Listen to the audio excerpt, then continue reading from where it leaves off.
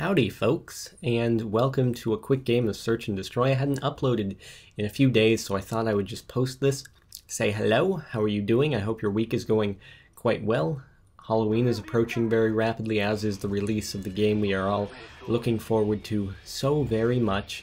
I hope I am not disappointed, as everyone was with MW2, but speculation will continue until a week from this Tuesday. God, that's soon. It's awesome.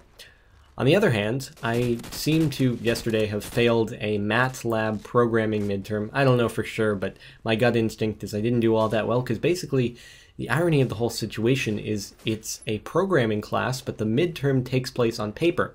So you have to write programs on paper for whatever. One made me think of Call of Duty World at War and Black Ops, because it was a program for finding out how many bombs you need to kill zombies. If each bomb you drop kills half the zombies that are alive, and then you round down each time, because obviously if you keep dividing by 2 you'll never reach 0. So you round down after each bomb is dropped. Anyway, that's beside the point.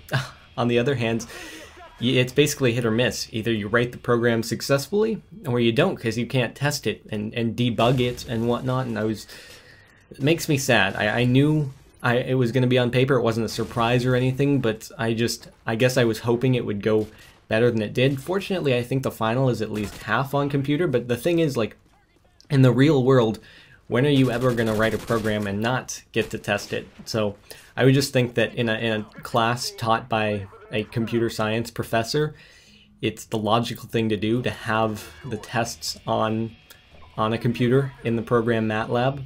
But anyway, this sort of leads into the brain teaser of the day that I wanted to share with you guys, because this was actually on our homework in that programming class this past week. It's a problem many of you may have heard of, so you'll probably be able to just spit out the answer immediately, or you can try to solve it and say why the answer is what it is. Basically, it's called the Monty Hall Game Show Let's Make a Deal problem. There are many names for it, but the situation is you're on a game show. There are 3 doors. Behind one door is a car which you want to win, and behind the other 2 are goats. Basically just things you don't want to win, unless goats are what you like, in which case, yeah, that's cool. Whatever floats your boat.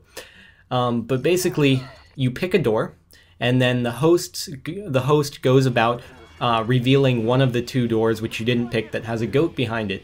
And upon doing that, he gives you the option to either stick with your door and he'll open it next, hopefully revealing a car, or you can switch to the other door which you didn't pick and which he didn't open.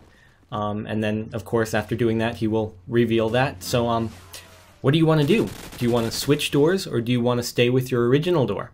That's my question to you. Obviously, you can Google it if you want to ruin it, or you can try to figure it out.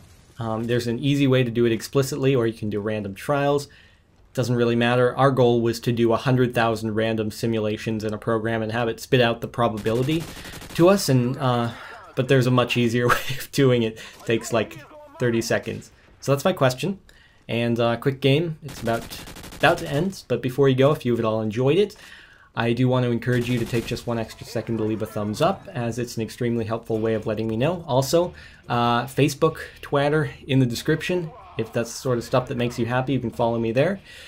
On the other hand, thank you very much for watching, and I will catch you later.